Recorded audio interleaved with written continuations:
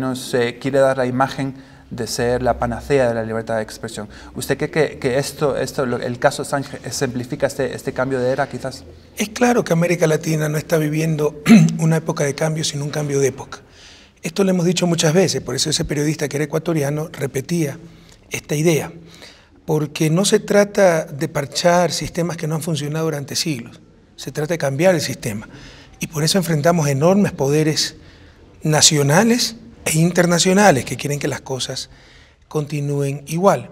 Y probablemente sí, es una expresión de ese cambio de época que está viviendo América Latina, que sin pedir permiso a nadie, sin agachar la cerviz, sin aceptar condicionamientos de ninguna especie, un país soberano, pobre, pero soberano como Ecuador, en uso de su soberanía, en ejercicio de su soberanía, de acuerdo a los principios del derecho internacional, a los principios que siempre han acompañado al Estado ecuatoriano, otorga asilo a un ciudadano del primer mundo y que buscaba ser extraditado, en principio a Suecia, pero todos sabemos que hay el riesgo de ser extraditado a Estados Unidos.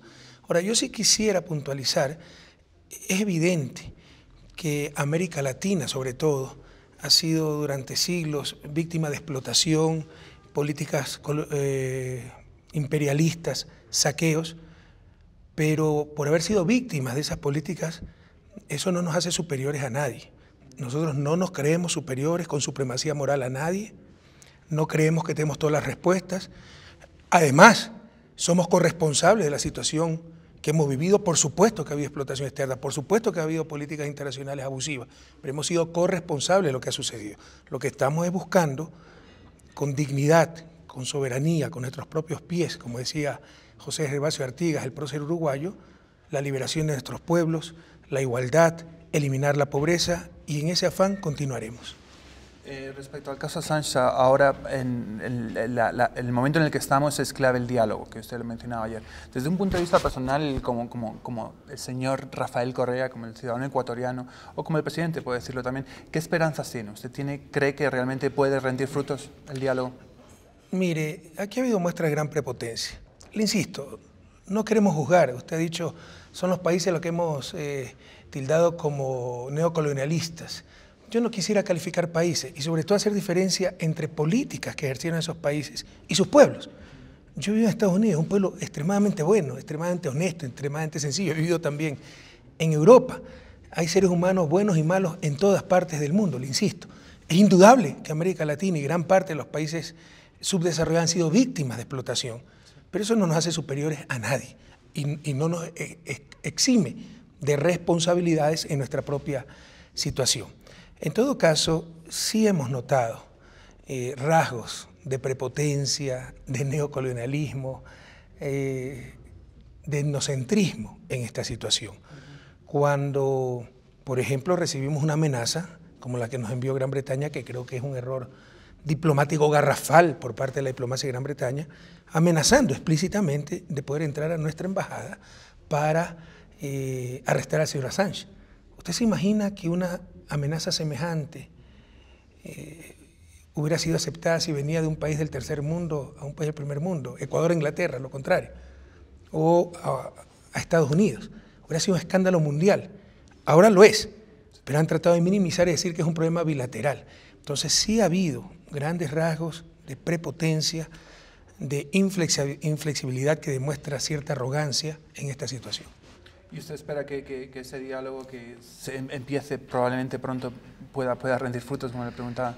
Siempre confiamos en el diálogo y la esperanza es lo último que se pierde, pero objetivamente, si usted me preguntó como ciudadano, soy un poco escéptico a que cambie su postura Inglaterra, Suecia, Estados Unidos. No están acostumbrados a hacerlo. Peor, dialogando con un país del tercer mundo como Ecuador, ¿no? A los cuales siempre han subestimado, pero no perdemos la esperanza. Lo que está pidiendo básicamente Ecuador está bastante claro, lo que persigue en esa negociación, ¿no? O que le den el pase al ciudadano Assange para que pueda salir del Reino Unido hacia Ecuador, o que le den garantías para que no sea extraditado a un tercer país. Me parece personalmente que lo de las garantías no debe ser tan complicado. ¿Por qué cree que se están rehusando a dar las garantías? Primero quisiera precisar, Ecuador no está negociando. Nosotros no negociamos con derechos humanos, negociamos con bananas, con rosas, con lo que usted quiera. Disculpe. Pero con el derecho de asilo, un ciudadano cuya vida puede correr riesgo, jamás vamos a negociar, cueste lo que le cueste, al Estado ecuatoriano, porque usted ve que ya hemos recibido amenazas de que nos va a quitar preferencias arancelarias y muchas otras formas de chantaje. Siempre vamos a estar abiertos al diálogo, a buscar una salida consensuada. Y usted la ha resumido bastante bien. La garantía de no extradición a un tercer país, eso es perfectamente posible. Jamás se ha buscado que el señor Assange no rinda cuentas a la justicia sueca, jamás, ni de parte del señor Assange, peor aún de parte del Estado ecuatoriano. Se ha buscado la garantía de no extradición a un tercer país. Esa garantía la puede dar Inglaterra, condicionando la extradición, la puede dar Suecia. Ninguno de los dos la ha querido dar. Se podía interrogar al señor Assange en la embajada del Ecuador en Londres, la pusimos a disposición de Suecia. Ya hay precedentes de eso, es perfectamente legal, hay experiencia, se lo ha hecho anteriormente, no se quiso aceptar. Y la otra salida, si es que no quieren dar esas garantías de no extradición a un tercer país, es que dado el asilo diplomático otorgado por el Estado ecuatoriano, ellos a su vez otorguen el salvoconducto para que el señor Assange pueda salir de la embajada. ¿Por qué cree que se niegan a darle las garantías? ¿Cuál puede ser la razón? Porque yo creo que por ahí sí puede haber un afán oculto de extraditarlo a un tercer país. ¿A qué otra conclusión podemos llegar? Si está en sus manos hacerlo. Es perfectamente factible dar esas garantías y no lo quieren hacer. Si le ofrecieran las garantías a Ecuador, le darían, digamos, le abrirían la puerta al señor Assange para que fuera extraditado a... Yo creo que el señor Julian Assange sería el primero en renunciar al asilo, porque él jamás ha rehusado rendir cuentas ante la justicia sueca. Lo que ha pedido es la garantía de no ser extraditado a un tercer país. Hay una probabilidad, digamos, usted mismo ha dicho que es escéptico, hay una probabilidad de que eso se largue durante mucho tiempo. ¿Qué sabe sobre el estado de ánimo del señor Julian Assange, la fuerza que puede tener para un periodo muy largo en la embajada? Yo no conozco al señor Assange. La única vez que he hablado con él es vía Skype, en una entrevista que me hizo para un programa, me parece, Russia Today, hace varios meses. No he hablado mientras he estado en la embajada, así que no le puedo dar mayores detalles sobre la información que me pide. En todo caso, si hubiera algún problema, la embajada y la embajadora me hubiera informado, así que supongo que su estado de ánimo es el normal, que las condiciones de vida diarias, por supuesto precarias, la embajada no estaba preparada para servir de residencia, pero se ha tratado de otorgar los servicios mínimos, los servicios básicos, que sus condiciones de vida son normales. ¿Y usted, presidente Correa, usted le teme a que esto se largue mucho? O sea, sus prioridades, como usted ha dicho, es luchar contra la pobreza, trabajar por el país, y esto me parece a mí que le está distrayendo quizás de unas prioridades internas que son clave para su presidencia. Sí, esto no lo hemos buscado. Pero hay muchas cosas en la vida que no se buscan y hay que enfrentarlas con entereza, sin claudicar en principios, valores, así que se ha presentado esta situación y el Estado ecuatoriano al que represento sabrá responder siempre apegado a la ética, a los principios, a la defensa de los derechos humanos. Pero me imagino que como presidente quiere que eso se resuelva quizás lo antes posible, ¿no? Mire, por ejemplo, estas entrevistas. Toda la mañana tuve que cambiar mi agenda para dedicar esta mañana a entrevistas con medios internacionales porque había una fuerte presión de estos medios, pues con total lógica, para que diera entrevistas. Entonces esto altera muchísimo la agenda del presidente, que es bastante ocupada porque tenemos muchísimo que hacer en función del país. Pero le insisto, o sea, así es la vida, hay cosas que no se buscan y sabremos responder con la altura que ha caracterizado siempre al gobierno nacional y en función del derecho internacional y de los principios que acompañan a nuestro gobierno y al Estado ecuatoriano. Perfecto. Señor presidente, yo quisiera hacerle unas preguntas que no están relacionadas con el caso Assange. Con todo una de ellas es, bueno, usted tiene unos índices de popularidad muy altos. Normalmente la presidencia desgasta mucho en cualquier país, o sea, después de 5 años de presidencia normalmente caen esos índices. Usted, sin embargo, los conserva muy altos. ¿Cree que, bueno, parece que el pueblo le está pidiendo que siga otros 5 años? ¿Usted cree que ha hecho suficiente como presidente o que necesita más tiempo para seguir las reformas? Bueno, en verdad el periodo presidencial es 4 años. Tenemos elecciones presidenciales en febrero del 2013, pero por supuesto que este es un proceso. Los procesos más exitosos de desarrollo, y perdóneme, soy especialista en eso, yo tengo un PhD en economía y uno de los campos es economía del desarrollo. Los procesos más exitosos de desarrollo, en condiciones absolutamente diferentes, con entornos geopolíticos muy favorables, etcétera, han demorado 25, 30 años. Nosotros llevamos 5 años y algo más de gobierno, este proceso de cambio radical. Así que el proceso debe continuar. Si yo continúo o no es hasta irrelevante. Lo importante es el proceso que continúe. Usted ha dicho que su continuidad quizás dependa tanto del partido, de la Alianza País o la alianza, como de su familia. Me gustaría que comentara un poco el tema de su familia. ¿Es una decisión difícil a nivel familiar, a nivel personal? No sé si usted conozca que mi esposa es extranjera, europea. Entonces créanme que la familia sufre muchísimo, ¿no? Mire, lo más desagradable de este oficio, como yo le llamo, es ver la cantidad de malquerientes que dedican su vida a tratar de mostrar lo malo que es usted, para así justificar sus odios. Entre ellos muchos medios de comunicación. Como ahora pagan impuestos, como no permitimos explotación laboral, como no bajamos la cabeza frente a ese poder mediático que se acostumbró a dominar Ecuador y América Latina. Entonces somos corruptos, deshonestos, atentamos diariamente a la libertad de expresión, las cárceles están llenas de periodistas. No hay un periodista preso en este país. Y si lo hubiera, fuera porque ha cometido un delito, porque en un Estado de Derecho se persiguen delitos, no personas, no fuera por periodista, fuera por haber cometido un delito. Pero entonces eso es lo más desagradable. Y eso para una extranjera, ¿no? Y para los hijos de uno, leer de repente que su papá es un genocida, etcétera, es bastante desagradable. Además de la seguridad, la pérdida de privacidad. Entonces, estas son decisiones que uno toma y uno puede aguantar las consecuencias de sus decisiones. Lo que uno se plantea es si es correcto que las consecuencias de las decisiones de uno también recaigan sobre sus seres queridos. Entonces son cosas que hay que tomar en cuenta. ¿Usted ya ha tomado la decisión sobre su reelección o es una decisión que todavía está por tomar? No le digo que me la diga, sino solamente... Primero tiene que tomar mi movimiento Alianza País. Segundo, tendré que consultarlo con mi familia. En lo personal, siempre he dicho que tenemos la responsabilidad de garantizar que este proyecto, que ya es una leyenda en el país, que está cambiando realmente en forma radical al Ecuador, continúe. Y uno tendrá que asumir esas responsabilidades de ser necesario. Usted el año pasado, en noviembre, comentó algo sobre la negociación de un nuevo crédito con China de 1.700 millones. Me gustaría preguntarle cómo van esas negociaciones, si ya se ha conseguido ese crédito. Bueno, no conozco los detalles. A cargo de eso está el Ministerio de Finanzas, pero quiero decirles que Ecuador tiene el coeficiente de deuda PIB más bajo de la historia del país, 22%. Es decir, tenemos una capacidad de endeudamiento todavía muy alta.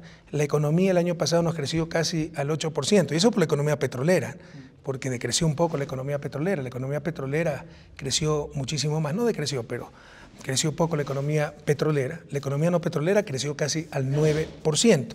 Entonces las finanzas públicas gozan de una excelente salud y por supuesto que necesitamos financiamiento para el desarrollo. ¿Qué país puede desarrollarse sin financiamiento? Y si podemos obtener ese financiamiento de China, en buena hora. ¿Y qué eso? China está financiando a Estados Unidos, por cierto, no hay nada. Entre otros países.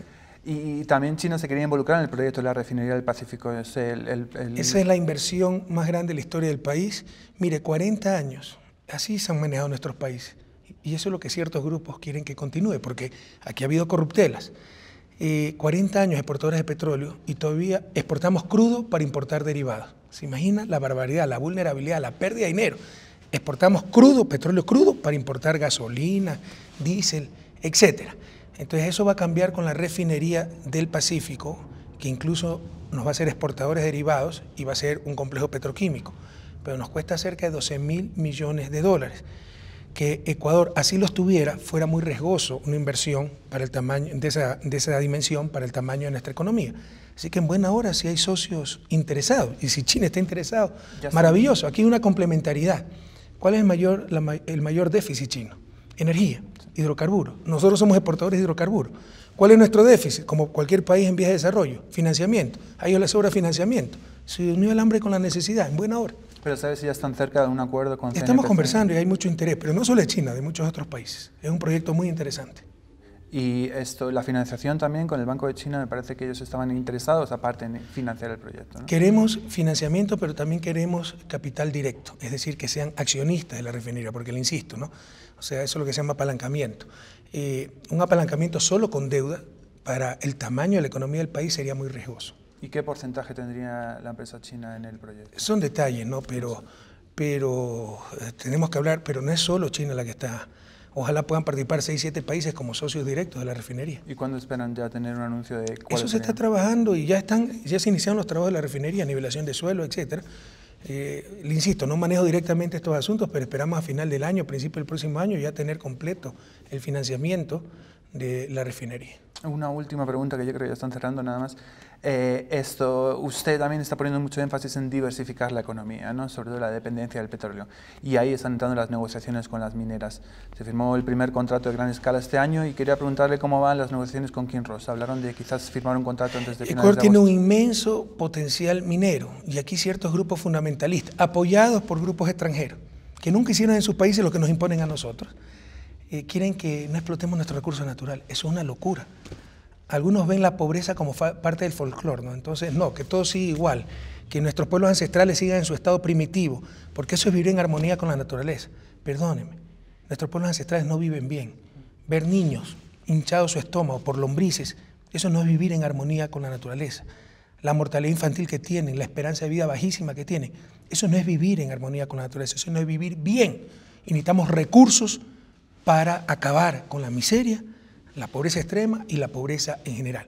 Así que la decisión de este presidente, y si voy a la reelección, continuaré con esa decisión, es aprovechar al máximo nuestros recursos naturales no renovables. Aquí hay otro malentendido. Esa es economía extractivista. Para superar la economía extractivista, no al petróleo, no a las minas, no al gas. Bueno, a las finales salimos de la economía extractivista para regresar a la economía recolectora. Eso es un absurdo. Superar la economía extractivista es movilizar esos recursos para desarrollar otros sectores de la economía. Y eso es lo que estamos haciendo. En el 2012 vamos a tener 5.000 becas, más que en toda la historia del país. Gente preparándose afuera, en todos los lugares del mundo, en las mejores universidades, para acumular talento humano e ir hacia una economía del conocimiento. Ese dinero se está invirtiendo en hidroeléctricas, estamos construyendo 11, para tener energía limpia, renovable, y esto nos va a convertir en 2016 en exportadores de energía. Eso es salir de la economía extractivista, no el simplismo de cerrar petróleo, minas, etc. Eso nos vuelve a una economía de recolección. Y en cuanto a las mineras, hemos tenido problemas por la exigencia de nuestro contrato.